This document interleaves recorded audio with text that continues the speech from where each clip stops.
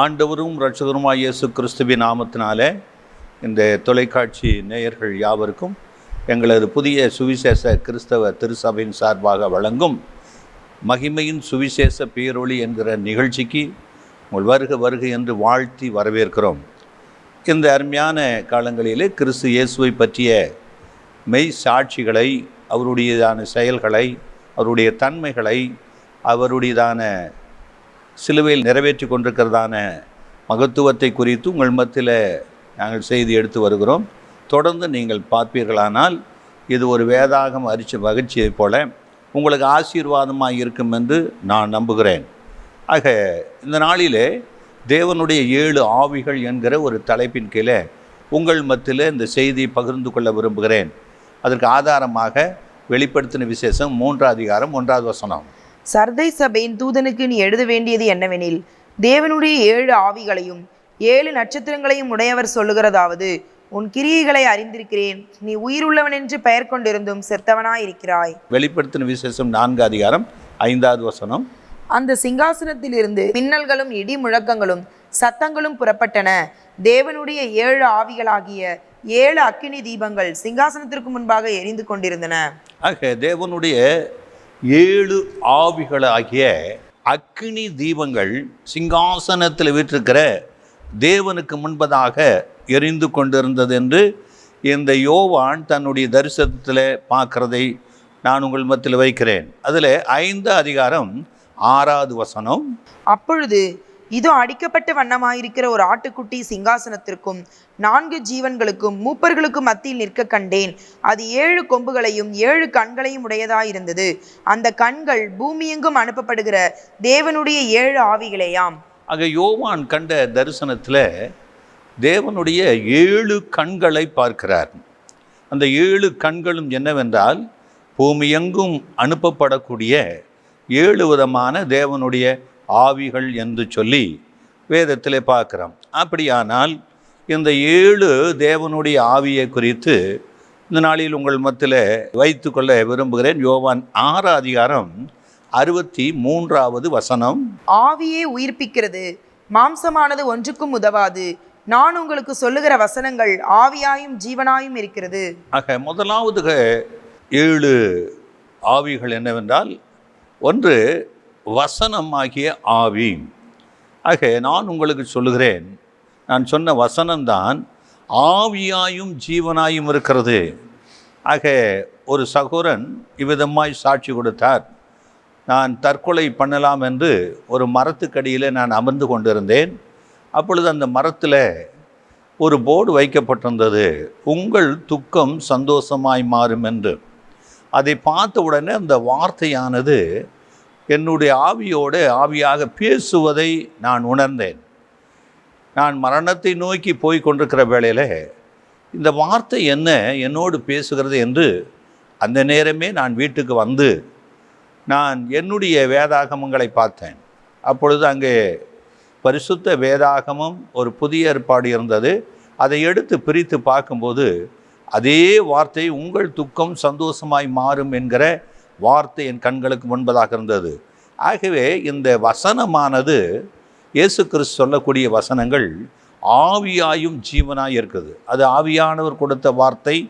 ஆகவே இந்த வார்த்தையானது நம்மோடு பேசக்கூடியதாக இருக்கிறது என்று இந்த சாட்சியின் மூலமாக நாம் அறிந்து கொள்ள முடியும். ஆக இரண்டாவதான காரியம், யோவான் 20 அதிகாரம் 21, 22 வசனங்களை நாம் பார்க்கலாம். இயேசு மறுபடியும் அவர்களை நோக்கி, உங்களுக்கு சமாதானம் உண்டாவதாக, பிதா என்னை அனுப்பியது போல நானும் உங்களை அனுப்புகிறேன் என்று சொல்லி அவர்கள் மேல் ஊதி பரிசுத்த ஆவியை பெற்றுக்கொள்ளுங்கள்.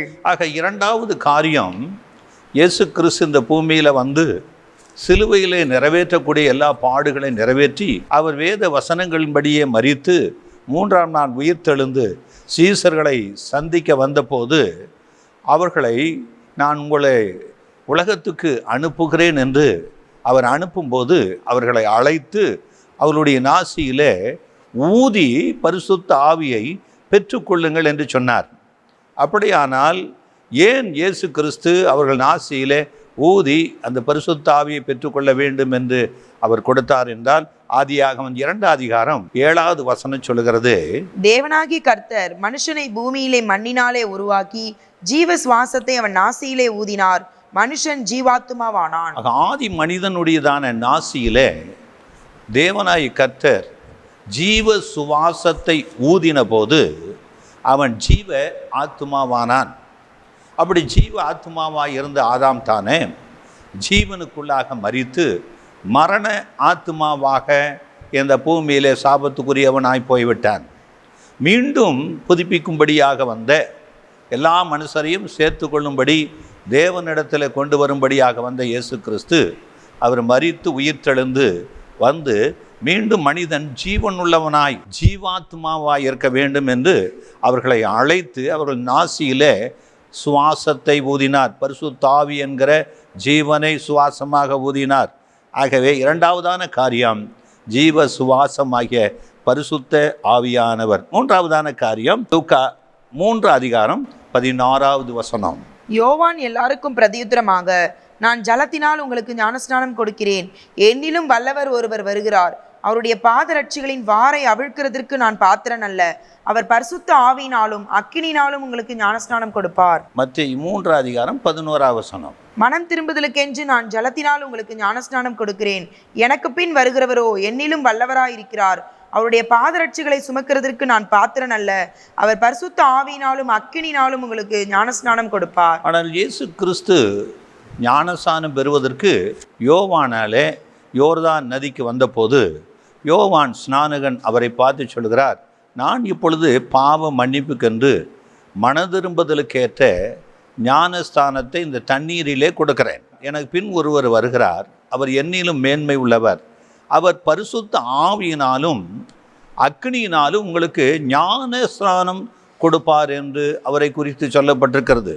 ஆக பரிசுத்த ஆவியினாலே தேவன் இந்த பூமியிலே ஸ்நானம் பண்ணுவிக்க அவர் கிருபை உள்ளவராய் கிறிஸ்து இயேசுவை அதற்காக அபிஷேகம் பண்ணி இந்த பூமிக்கு அனுப்பியிருக்கிறார்.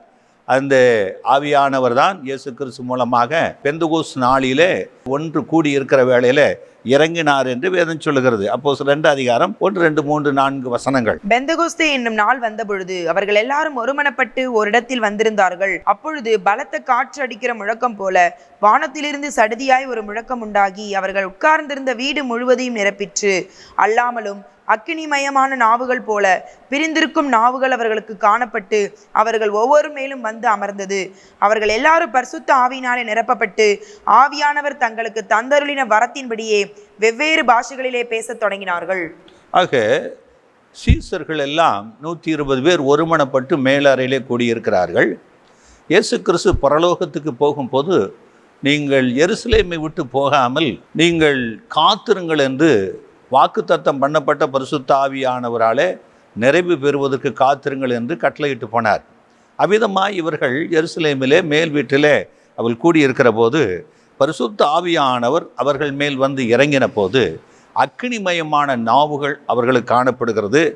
அநேகருடையதான நாவிலே அந்நிய பாஷைகளை பேசுவதை அவர்கள் ஆவியில் நிறைந்து களி கூறுவதை பார்க்கிறோம். ஆக அந்த அந்நிய பாஷையில் பேசும்போது அவர்கள் கலிலேயராகிய மனுஷர்கள், அவர்கள் தெரிந்த ஒரே ஒரு பாஷை அரேமிக்கு தான். ஆனால் இவர்கள் அந்த கிட்டத்தட்ட ஆசியா தேசத்தில் உள்ள ஒரு 15 நாடுகளில் வந்த ஜனங்கள் அவர்களுடைய ஜென்ம பாஷையில் இந்த கலிலேயராகிய மனுஷர்கள் பேசுவதை கேட்டு பிரமித்து அங்கே எருசலேமுக்கு பண்டைக்கு வந்த ஜனங்கள் ஓடி வருகிறார்கள். இவர்கள் நம்மளுடைய ஜென்ம பாஷையிலே தேவனுடைய மகத்துவங்களை பேச கேட்கிறமே, இவர்கள் கலிலேயர் அல்லவா, அந்த பாஷை அவர்களுக்கு தெரியாதல்லவா என்று சொல்லி பிரமித்தார்கள்.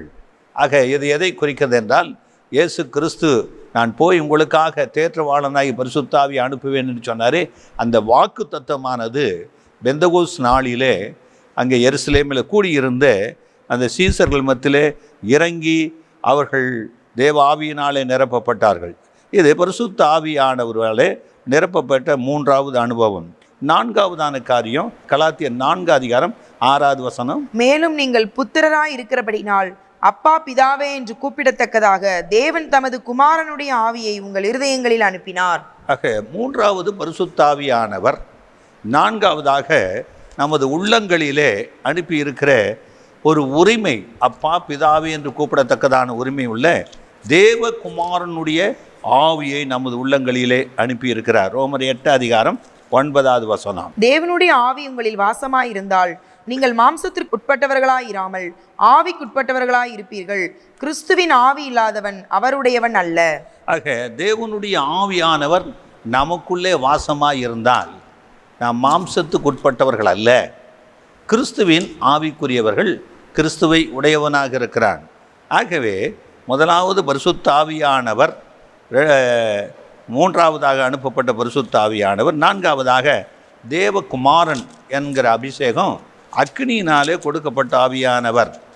1 பேதுரு 1:11. தங்களிலுள்ள கிறிஸ்துவின் ஆவியானவர் கிறிஸ்துவுக்கு உண்டாகும் பாடுகளையும் அவைகளுக்கு பின்வரும் மகிமைகளையும் முன்னறிவித்த பொழுது இன்ன காலத்தை குறித்தார் என்பதையும் அந்த காலத்தின் விசேஷம் இன்னதென்பதையும் ஆராய்ந்தார்கள். ஆக தேவகுமாரனுடைய ஆவியானவர் கிறிஸ்துவுக்கு வரக்கூடிய பாடுகளையும் அவருடைய உயிர்த்தெழுந்த மகிமையும் அதுக்கு பின்பு தேவன் ஆயத்தம் பண்ணி வைத்திருக்கிற சிங்காசனத்தை குறித்து அவர் முன் அறிவித்தார். தேவனுடைய குமாரனுடைய ஆவி அக்னி.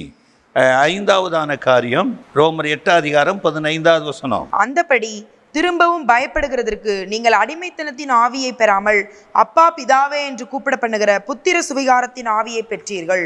ஐந்தாவதான காரியம் புத்திர சுவிகாரத்தின் ஆவி. இந்த அபிஷேகம் ஒரு மனிதனுக்குள்ளே கிறிஸ்து இயேசுக்குரிய கனிகளை உருவாக்கக்கூடியவர்.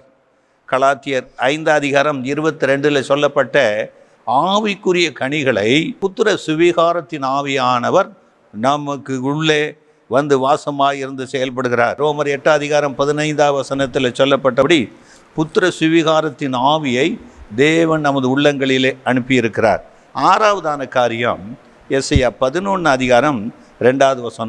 ஞானத்தையும் உணர்வையும் அருளும் ஆவியையும் ஆலோசனையும் பலனும் அருளும் ஆவியும் அறிவையும் கர்த்தருக்கு பயப்படுகிற பயத்தை அருளும் ஆவியும் ஆகிய கர்த்தருடைய ஆவியானவர் அவர் மேல் தங்கி இருப்பார். லூக்கா 4:18.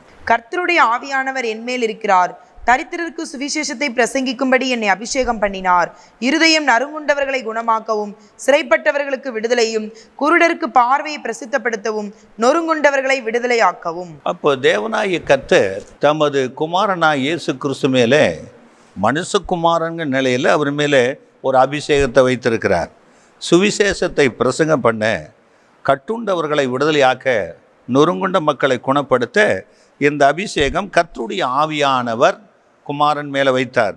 ஆக அவருடைய ஆவியானவர் ஆதி முதலாக பார்க்கும்போது எந்த மனுஷன் மேலே கர்த்தருடைய ஆவியானவர் இறங்குறாரோ அவன் நியாயாதிபதியாய் எழுந்திருப்பான்.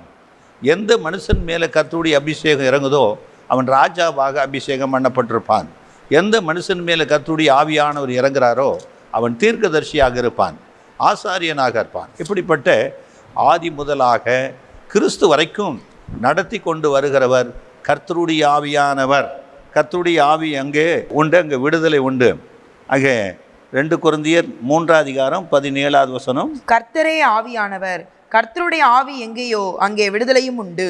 கர்த்தரே ஆவியானவர், கர்த்தருடைய ஆவியானவர் எங்கேயோ அங்கே விடுதலை உண்டு. ஏழாவதான காரியம் ஏசாயா 61:1-3. கர்த்தராகிய தேவனுடைய ஆவியானவர் என்மேல் இருக்கிறார், சிறுமைப்பட்டவர்களுக்கு சுவிசேஷத்தை அறிவிக்க கர்த்தர் என்னை அபிஷேகம் பண்ணினார், இருதயம் நொறுங்குண்டவர்களுக்கு காயம் கட்டுதலையும் சிறைப்பட்டவர்களுக்கு விடுதலையும் கட்டுண்டவர்களுக்கு கட்ட அவிழ்த்தலை கூறவும் கர்த்தருடைய அனுக்கிரக வருஷத்தையும் நம்முடைய தேவன் நீதியை சரிக்கட்டும் நாளை கூறவும் துயரப்பட்ட அனைவருக்கும் ஆறுதல் செய்யவும் சீயோனிலே துயரப்பட்டவர்களை சீர்படுத்தவும் அவர்களுக்கு சாம்பலுக்கு பதிலாக சிங்காரத்தையும் துயரத்திற்கு பதிலாக ஆனந்த தைலத்தையும் ஒடுங்கின ஆவிக்கு பதிலாக துதியின் உடையை கொடுக்கவும் அவர் என்னை அனுப்பினார்.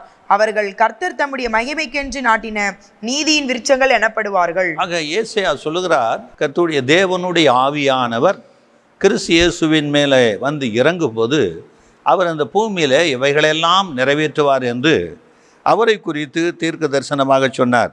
இது ஏன் நடக்கிறது என்றால் ஆதியாகமம் 1:2 சொல்கிறது, பூமியானது ஒழுங்கின்மையும் வெறுமையுமாய் இருந்தது, ஆழத்தின் மேல் இருள் இருந்தது. தேவ ஆவியானவர் ஜலத்தின் மேல் அசைவாடி கொண்டிருந்தார். இந்த பூமியை தேவன் சிருஷ்டிக்கும் போது ஜலத்தின் மேலே தேவ ஆவியானவர் அசைவாடி கொண்டிருந்தார். அந்த தேவ ஆவியானவர் தான் 7வது ஆவியானவர், தேவனுடைய ஆவியானவர். ஆக தேவனுடைய ஆவியானவரை குறித்து இயேசு சொல்லுகிறார். யோவான் 14 அதிகாரம் 10-11 வசனங்கள். நான் பிதாவிலும் பிதா என்னிலும் இருக்கிறதை நீங்கள் விசுவாசிக்கிறதில்லையா? நான் உங்களுடனே சொல்லுகிற வசனங்களை என் சுயமாய் சொல்லவில்லை. என்னிடத்தில் வாசமாயிருக்கிற பிதாவானவரே இந்த கிரியைகளை செய்து வருகிறார். நான் பிதாவிலும் பிதா என்னிலும் இருக்கிறதை நம்புங்கள். அப்படி இல்லாவிட்டால் என் கிரியைகளின் நிமித்தமாவது என்னை நம்புங்கள். ஆக தேவனுடைய ஆவியானவர் என் மேல் இருக்கிறார் என்று சொன்னாரே, அதை குறித்து அவர் என்ன சாட்சி கொடுக்கிறார்? பிதா என்னிலும் நான் அவரிலும் இருக்கிறதை நம்புங்கள் என்று சொல்கிறார். நான் செய்வதையும் பேசுவதையும் என் சுயமாய் செய்யவில்லை. என்னில் இருக்கிற வாசமாய் இருக்கிற பிதாவே இந்த அற்புதங்களை அதிசயங்களையும் இந்த மகத்துவங்களை குறித்து உங்கள் மத்தியில் செய்து கொண்டிருக்கிறார் என்று அவரை குறித்து சாட்சி கொடுத்ததாக 7 விதமான ஆவியானவர். ஒன்று வார்த்தையாய் இருக்கிற ஆவியானவர், 2வது ஊதி பெற்றுக்கொள்ளுங்கள் என்று சொன்ன ஆவியானவர், 3வதாக பரிசுத்த ஆவியானவர் மனுஷகுமாரனுக்குரியவர், 4வது தேவகுமாரனுடைய ஆவியானவர் அக்னிமயமானவர், 5வது புத்திர சுவிகாரத்தின் ஆவியானவர், தேவனிடத்திலே அப்பா பிதாவு என்று கூப்பிடத்தக்க உரிமையான புத்திர பாக்கியத்துக்குள்ளாக நடத்துகிறவர், அவர் கனிகளுக்குரியவர், 6வதாக தேவனாகிய கர்த்தருடைய ஆவியானவர், 7வதாக பிதாவாகிய தேவனுடைய ஆவியானவர். 7 கண்களும் 7 ஆவியானவரே. தேவனுடைய 7 ஆவியானவர்களும் இவர்களே. இவர்கள் பூமியிலே தன்னுடைய செயல்களை செய்து கொண்டிருக்கிறார்கள் என்று பரிசுத்த வேதாகம் சொல்லுது. இப்பொழுது பரிசுத்த ஆவியானவர் அவரை குறித்து ஒரு சில காரியங்களை உங்கள் மத்தியில் வைத்துக்கொள்ள விரும்புகிறேன். பரிசுத்த ஆவியானவர் 2 காரியங்களை நமக்கு செய்கிறார்.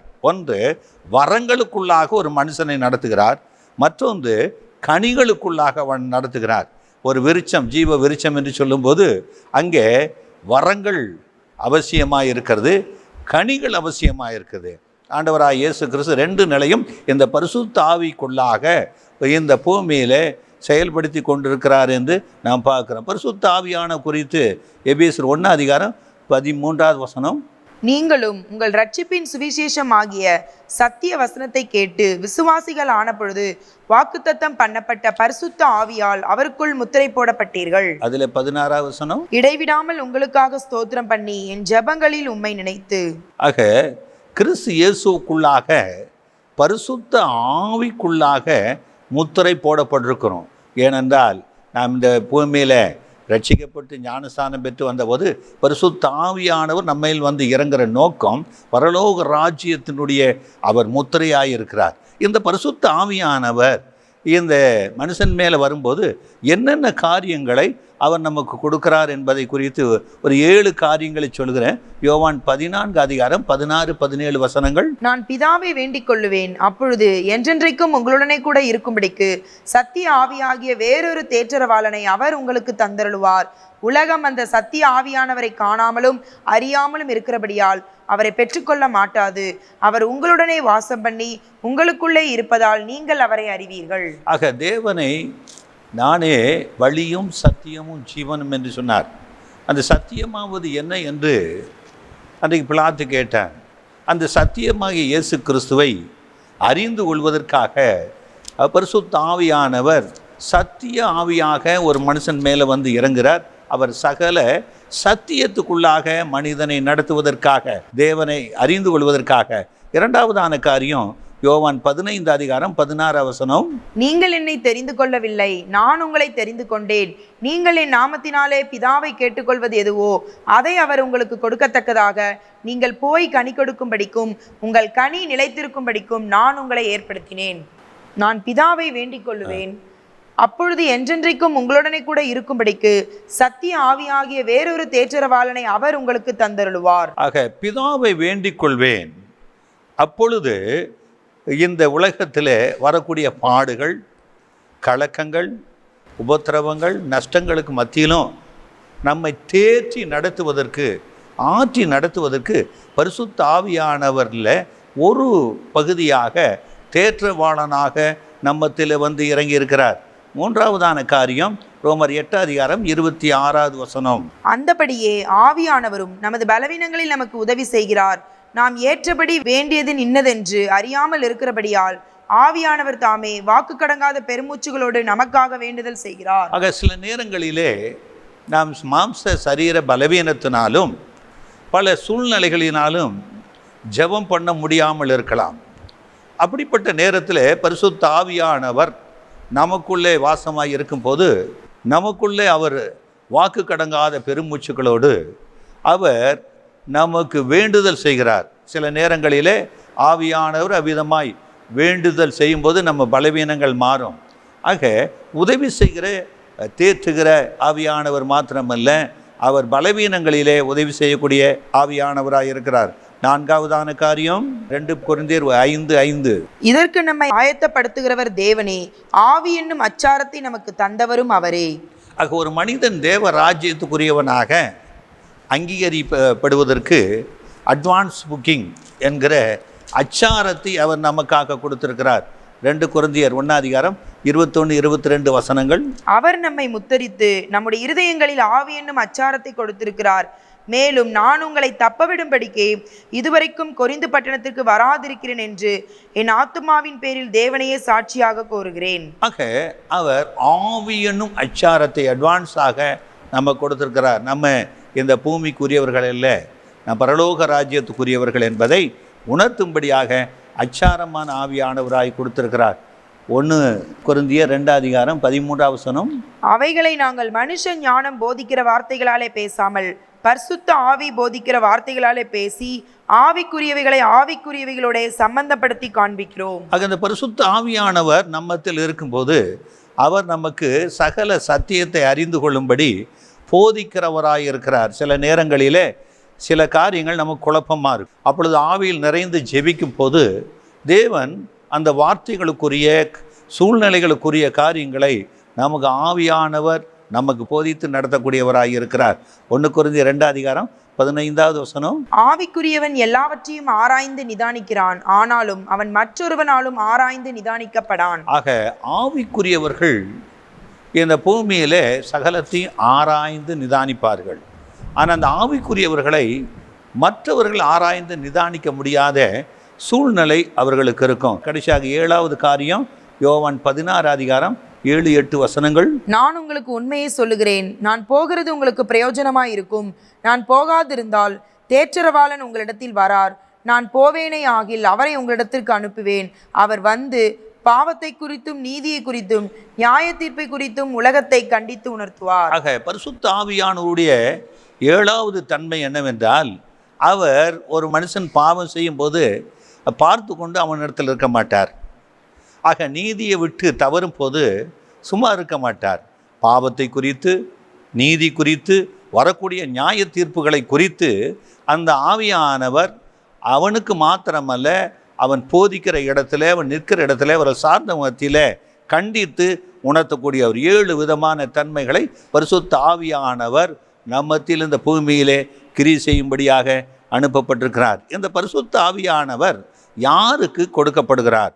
1 கொரிந்தியர் 12:3-4-5-6 ஆதலால் தேவனுடைய ஆவியினாலே பேசுகிற எவனும் இயேசுவை சபிக்கப்பட்டவர் என்று சொல்ல மாட்டான் என்றும், பரிசுத்த ஆவியினாலே அன்றி இயேசுவை கர்த்தர் என்று ஒருவனும் சொல்லக்கூடாது என்றும் உங்களுக்கு தெரிவிக்கிறேன்.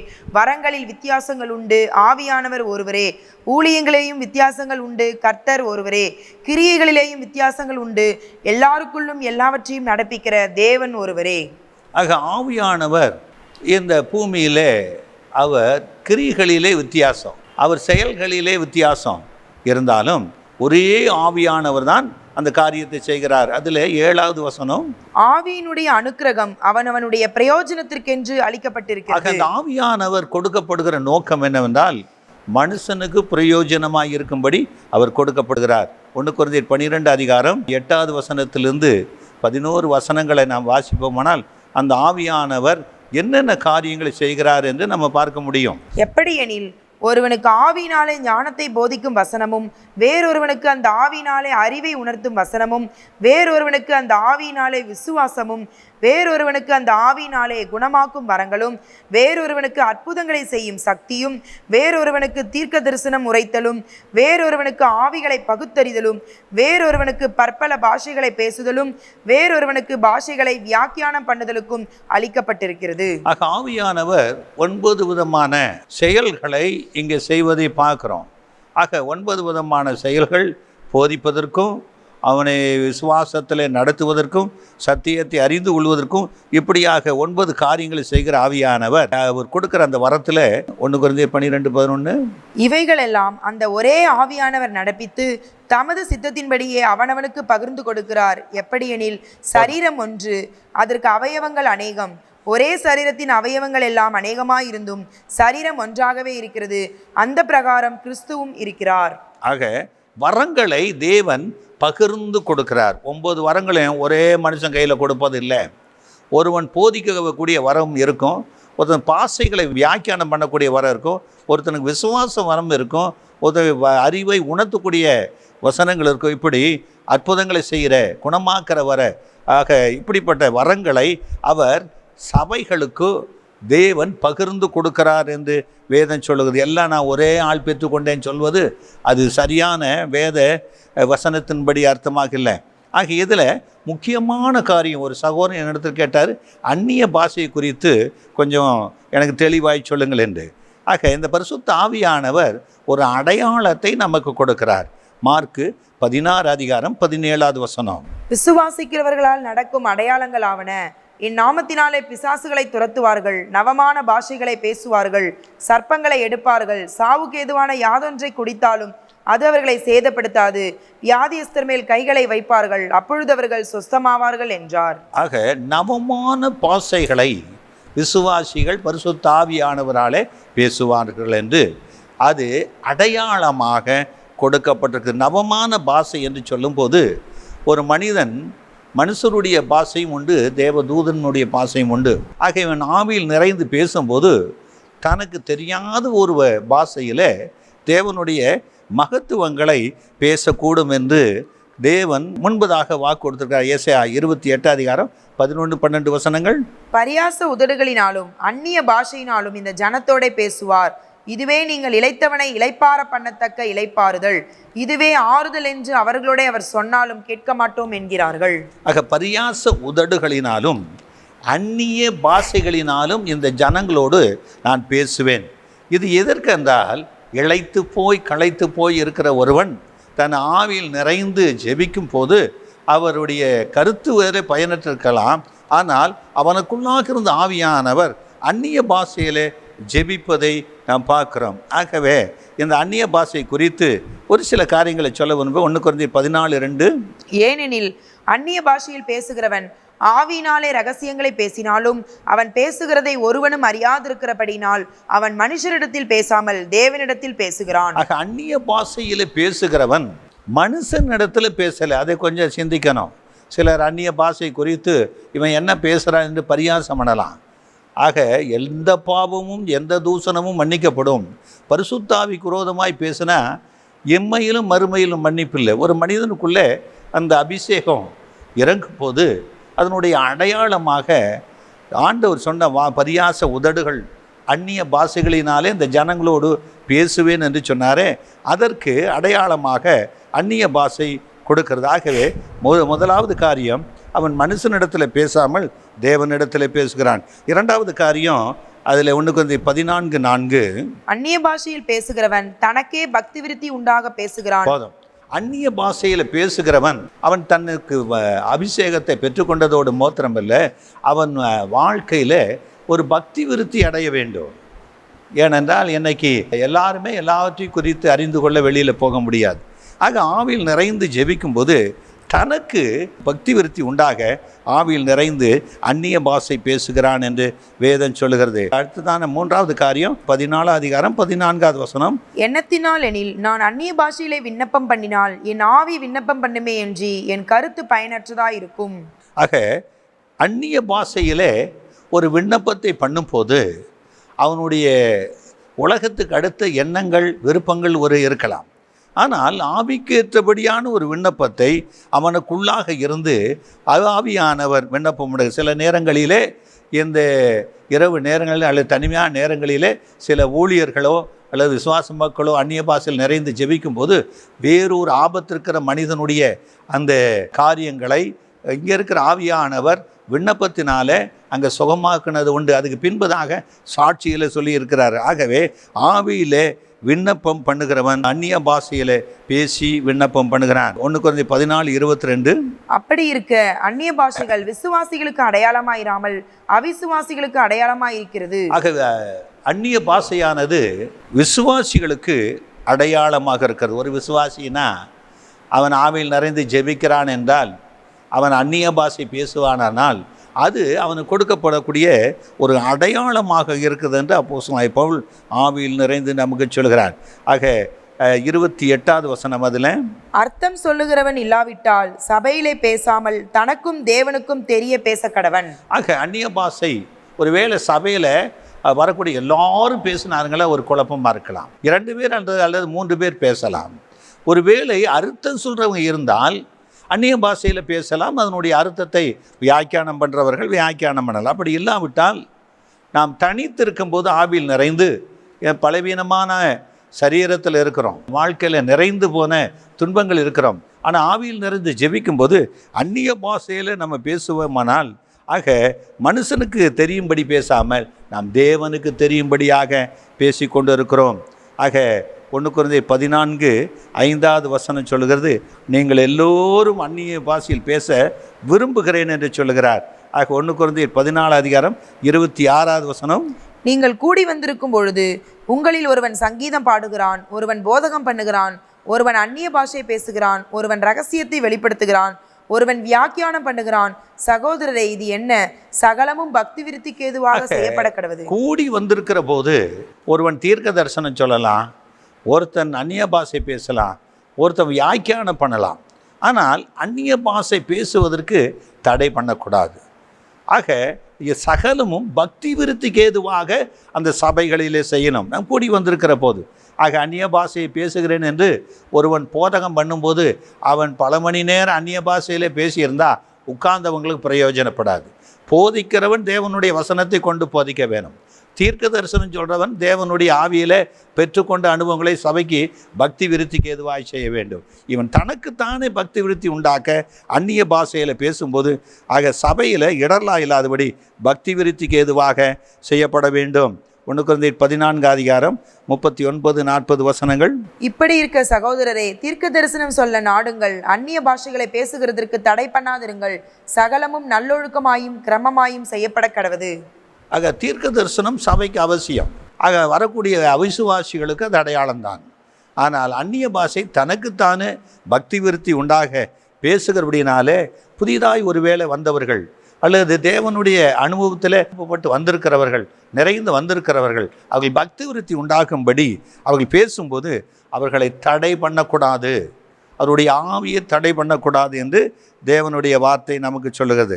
ஆக அப்போஸ்தலர் 10:44-45-46 வசனங்கள். இந்த வார்த்தைகளை பேதுரு பேசிக்கொண்டிருக்கையில் வசனத்தை கேட்டவர்கள் யாவர் மேலும் பரிசுத்த ஆவியானவர் இறங்கினார்.